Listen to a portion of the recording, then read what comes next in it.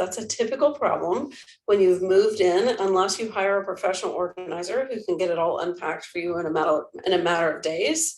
That's very common to have boxes left over. So hopefully when you packed, you were organized and you maybe indicated what the priority was for unpacking.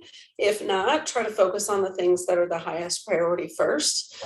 For example, if you can't find your computer or your checkbook or maybe your cereal bowls, those would be great items to try to find first. If you've gotten the basics out of the way and you still have a pile of boxes, start with one room at a time and just unpack everything in the room, make sure that the box is in the correct room, and then just start distributing things out to the house where they belong. I would focus on the area that stresses you out the most, or maybe the primary bedroom, so that when you wake up in the morning, you're waking up and you don't see big piles of boxes.